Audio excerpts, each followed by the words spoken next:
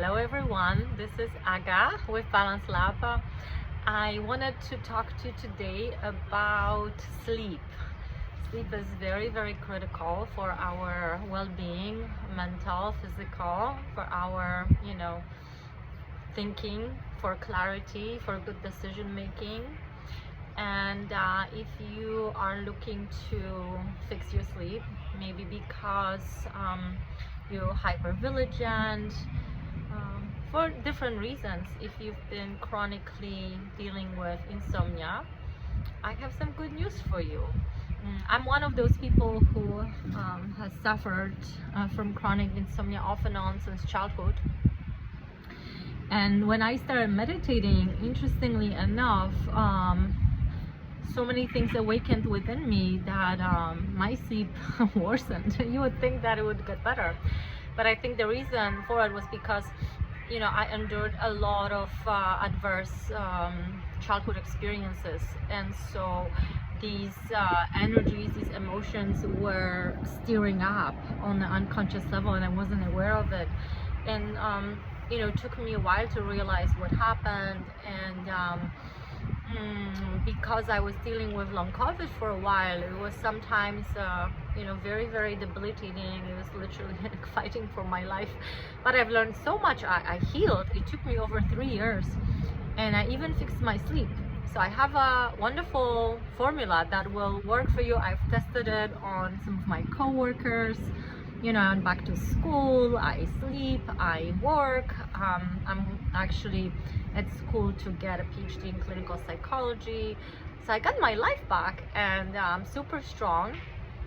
And one of the things that I have done was implemented few supplements. And you need them together because they work synergistically. Magnesium, maybe you guessed it already, it is one of those ingredients in this sleepy cocktail, but not just any magnesium. It's interesting, I've been taking magnesium for a while, maybe 3-4 years. I take electrolytes or mineral drops, and they have magnesium, but it's not specified what kind of magnesium is in this formula. For you to get a good night's sleep, you need magnesium glycinate, because the absorption rate of this magnesium is about 80%. So that's the top one, magnesium glycinate. That's what you want to get. And magnesium doesn't work unless you have plenty of zinc and plenty of vitamin D3 plus K2. D3, K2 come together. So even if you enjoy sunshine like you do, most people unfortunately these days have issues with absorption of vitamin D3 due to malfunctioning genes. And there has been a lot of studies to show that most people don't absorb properly vitamin D3. So you need to take a lot more than you think is healthy. The RDAs that are used nowadays, especially in US, are extremely low. That will not even move a needle. They tell you take 600 units. Well, I take every day 30,000 units, and I've been taking it for 3-4 years, and I'm not gonna stop, and I'll tell you why. Plus, like, I enjoy sunshine. I very rarely use sunscreen. My skin looks great, but that's also due to my diet, and I'll talk about that as well in a moment.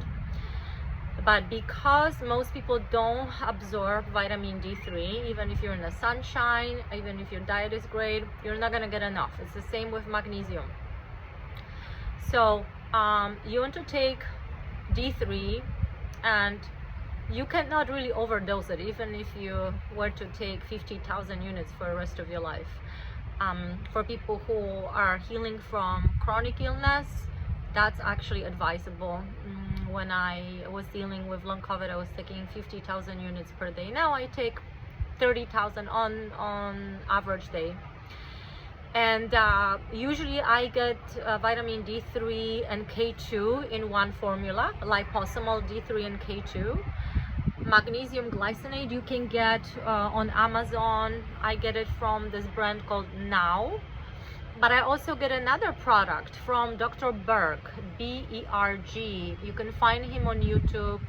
He is very, very helpful. He's got over 12 million followers, and he talks a lot about magnesium D3 and you know, like the three musketeers of good sleep.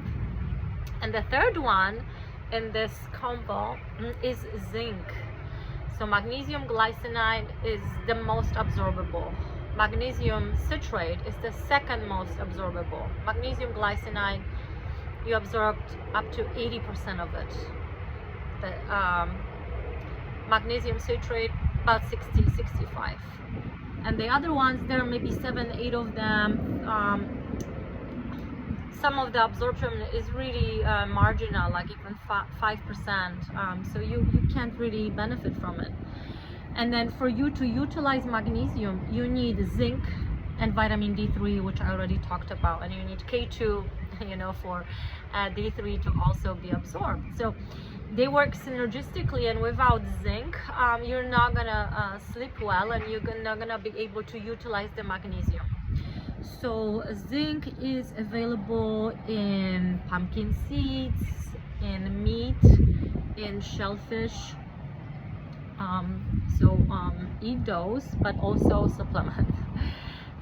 We live on a planet that even with a perfect diet, you will not get sufficient amounts. And until I started taking quite a bit of magnesium, I take on average more than 600 milligrams, and you can take more. You can take, if you're very active, like I'm very active, you can easily take 1,000 milligrams. And the beauty of magnesium glycinate is that it's not going to give you that laxative effect, maybe a little bit if you take as much as I do, but most people don't need that much. I gave this formula to some of my coworkers.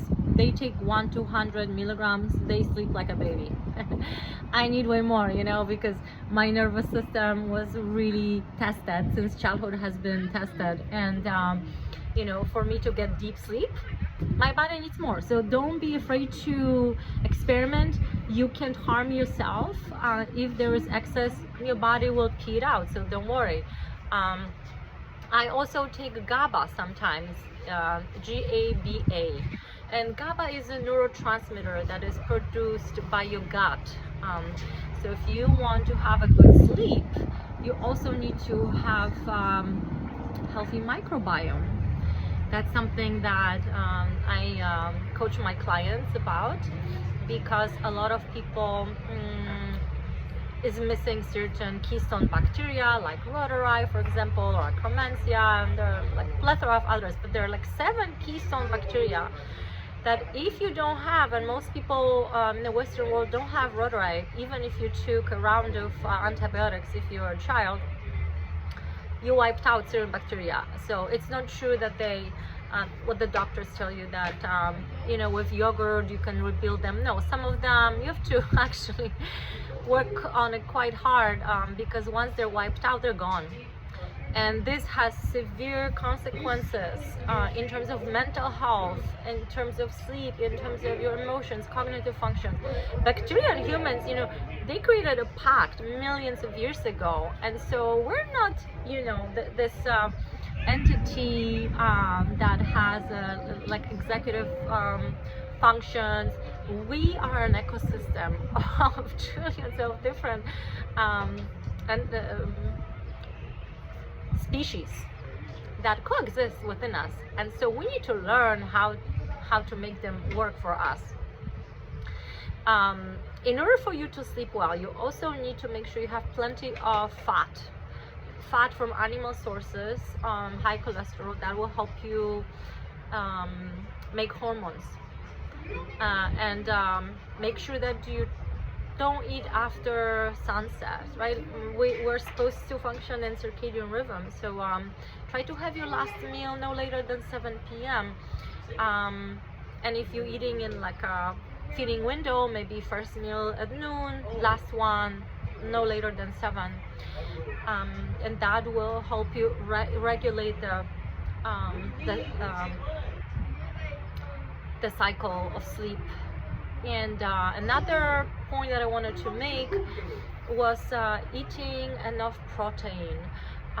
Animal protein is superior to plant protein. I used to be plant-based. I stopped eating plants a while ago. I actually turned carnivore, but you don't have to do that. Just make sure that your first meal has, if you're a woman, minimum 30 grams of protein, because only if you eat 30 grams or more per meal, you're going to excrete something what's called leucine, which will help you preserve your skeletal muscle. So your macros are important, and then if you eat that animal fat, butter, you can literally just snack on butter. It's really calming for the brain too. It will help you produce those hormones and neurotransmitters that you need for good sleep. A lot of women around perimenopause, menopause, they have a buildup of cortisol. Our hormones are changing. We need to really switch the way we eat and the way we work out. Otherwise, we're going to suffer immensely. So, no cardio, maybe a couple of times a week, a little bit of cardio, but strength training is very, very important. Hiking, walking, Pilates, lifting weights. That's really going to help you. If you're a woman, with sleep and prevention of bone loss, muscle loss, and so on. For that buildup of cortisol, going for a walk, an hour walk, 45-minute walk, that will help get rid of the belly if you're a woman, if you have that hormonal belly. So these are some tips. I hope this was useful. And if you have any questions, I would love to hear them. And if you have any other tips or suggestions for sleep, I'm happy to hear your story. Thank you for tuning in. I wish you a wonderful night and sweet dreams. Namaste.